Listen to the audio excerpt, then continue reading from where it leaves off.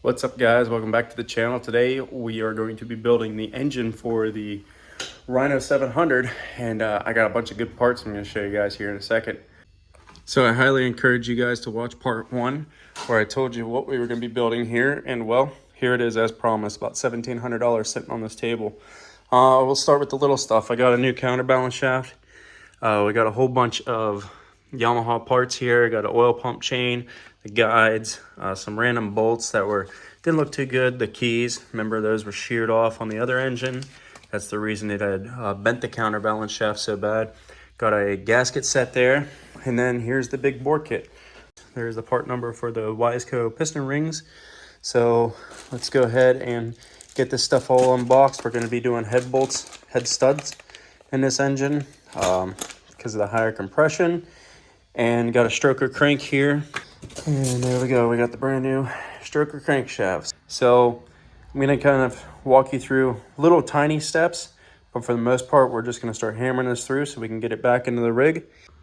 So here's the one half of the case, guys. I'd already started putting the transmission back together. You guys had noticed that in the last video. I put this put these gears back in here.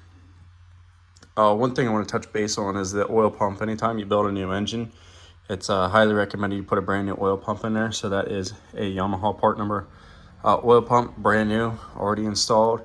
Another couple things, keep note, this differential will have to be shimmed. So we will be shimming this out for backlash, just like you set up any differential. All your bearings, you should drive those out and replace those. As you can see, this one gets installed on the crank. So some of this I had already installed in part one. I showed you guys kind of the difference between these and the Grizzlies with the park paw that goes down in that bore in the side of the case. I went ahead and already got the case halves cleaned up here. As you can see, very, very clean.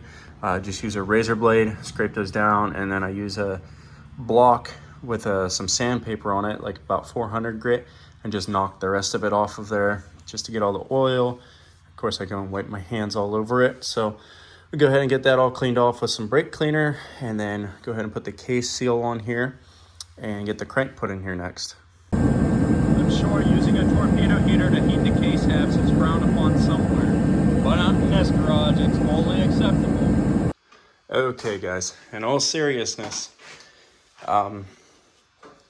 you got to be careful when you heat these cases up. As you can see, it's still hot.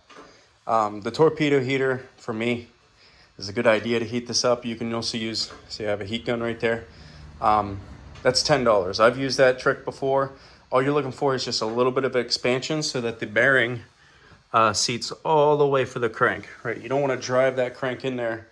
You're only looking for an expansion because that is a press fit on that bearing. So torpedo heater, let it sit there for about 2-3 minutes. If you have a heat gun, you're gonna have to let it sit for longer, about 20 minutes for a heat gun.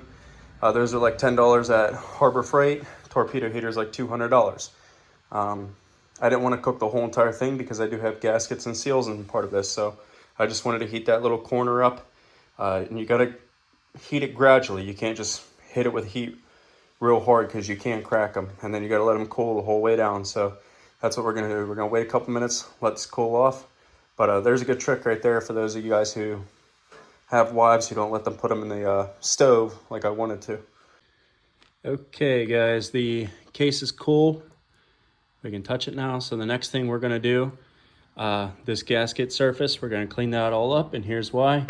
Yamaha doesn't provide a gasket for that, so I have some Permatex Ultra Gray, Ultra Black. I'm gonna use the Ultra Gray. The silicone is on. We're gonna let that tack up for a little bit, and then we're gonna go ahead and slip the case halves together. I am aware that I was missing a dowel here, so I went ahead and got that in there. So we got the two dowels, the alignment dowels for the two case halves. For those of you guys that caught that in that earlier clip, I did go ahead and put it in there. So there's proof right there. See it? Right there. We got the case halves bolted together here. As you can see, a very, very thin bead of silicone sticking out, which means that's all that's sticking out in the engine, and I am pleased with that. Very minimum. So next thing up is the wet clutch, and that's gonna go on this side. I'm sorry I didn't show more bolting this together, but there's a combination of 8mm bolts on this side, Allen heads on the other side, and you kind of have to go back and forth to get those torqued down to spec. So I was kind of rushing against the silicone there. Got it all bolted, got it all torqued. We're good to go. We're going to go ahead and do this wet clutch now. So the first thing to go on is this piece, and it's going to go facing down.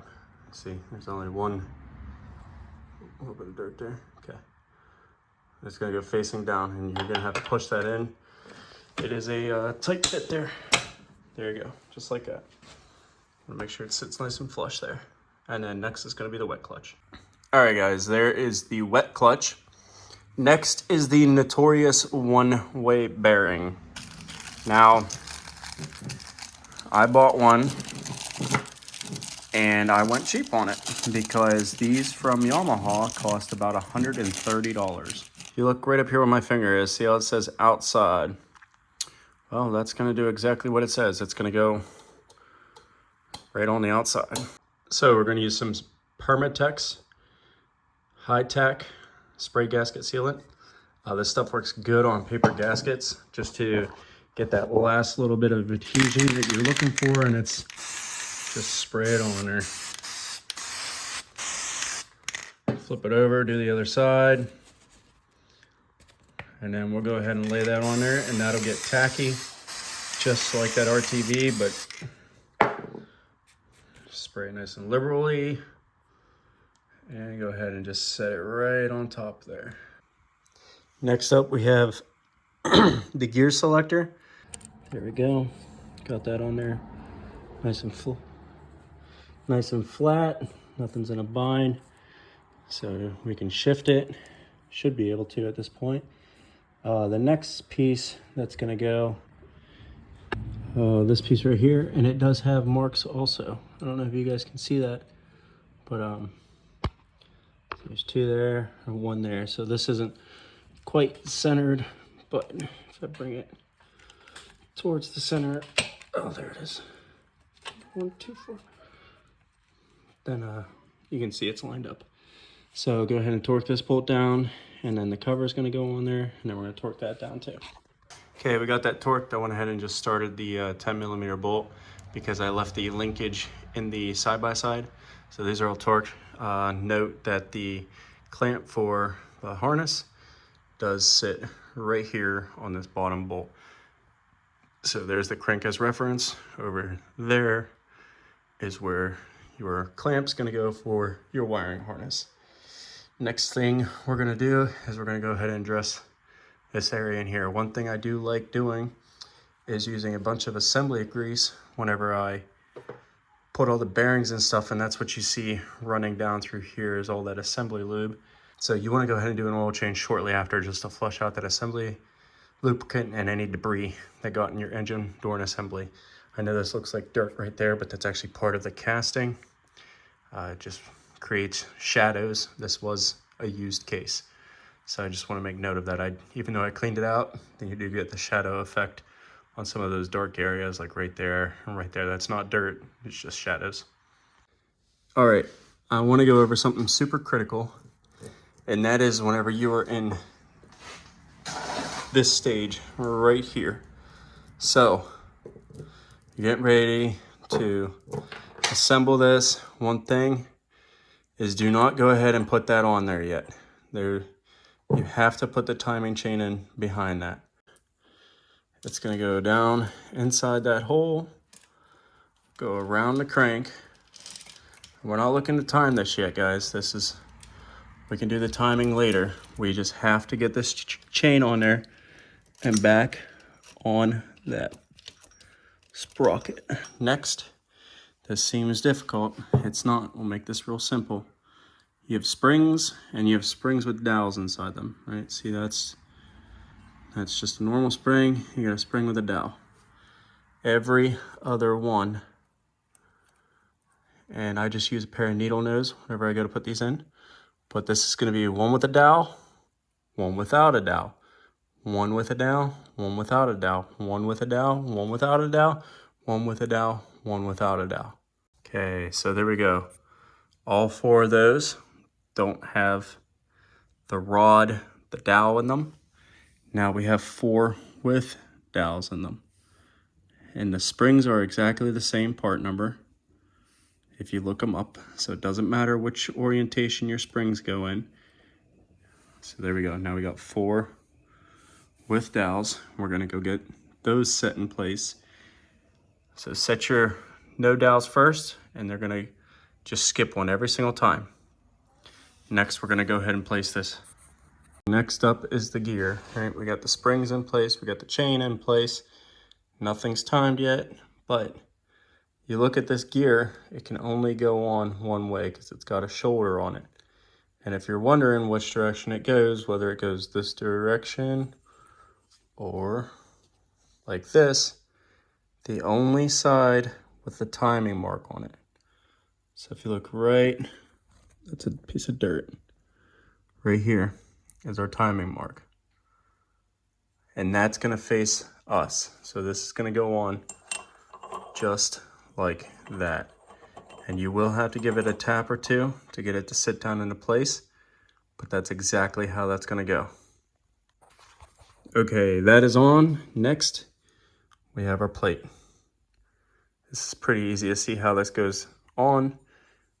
It's gonna go on just like that because we can see the wear mark where the snap ring was. So we're gonna go ahead, get the snap ring set in place, and then we'll go ahead and address the oil pump chain. So before we do the gear and the chain, I went ahead, set the guide in here, feed this from the top. It's held on by 2 bolts there. And then I went ahead and put this guide in here. Had to get that new from Yamaha because mine was all torn up. And then same thing, it's held on by 2 bolts. There's a little keeper that slides underneath that bearing. So another thing I'm gonna point out real quick, got a little bit of surface rust on that just from cleaning it, letting it sit for about a week. This gear is gonna look different from the Rhinos to the Grizzlies. This is what it looks like for the Yamaha here, for the Rhino. Make sure your key is in place. See, we got a key there, brand new. And then that's just gonna go on there like that. But while we do that, we're gonna feed the chain in, and there's the oil pump chain part number, straight from Yamaha. So we're gonna take that back off of there and kind of do a little bit of a puzzle. Usually it's easier with this off, but this was, I put that on there getting ambitious. I really don't want to take it off right now, so I'm gonna fight with this to get that chain in there, and then I'll show you the timing gear after. Okie dokie, got that all lined up, so here we go. Part 2 is the gear. All right, notice our timing mark there on the crank, and notice our timing mark here on the gear. These two have to be aligned, but that also has to be in the keyway. So rotate this a little bit till the keyway drops right there. And that's all she wrote right there. That is the whole entire bottom end, completely timed. And rotate this just a little bit so you guys can see that a little bit better. There's our 2 timing marks. I know it's hard to see this one here. I promise you, it is there. Okay. There's our 2 marks aligned. That is the whole bottom end completely timed. And then we'll do the top end whenever we get the jug and the piston put in here. But for now, this chain and everything's just gonna kind of hang out until we get up to that point. So that is all there is to timing these for the bottom half. And like I said, this gear and that, I did have to take this apart and put them together. The chain would not stretch enough because if you notice, it goes behind this gear here. So pretty easy now. That's plenty. See, it's not too tight. There's plenty of tension on that gear. Plenty of tension on that chain. The gears are all good. Got the washers, the tabs on those washers bent over so they retain the nut. And we are good to go. Well, I got bit. This gear had already been taken off because the prior owner had kind of taken this side cover off and thought maybe the problem was right in here before he realized, Well, I don't know if you realized the counterbalance shaft was bent. Yeah, I'm not exactly sure what happened, but you know, all that's, whenever you're going in order and all this stuff and nuts and bolts, I mean, you kind of lose nut clarity there for a second. So I'm gonna go ahead and get one of those on order right now, and then I'm gonna go ahead and start working on the piston. So I got a Kinetic gasket set that came with the big bore kit here, and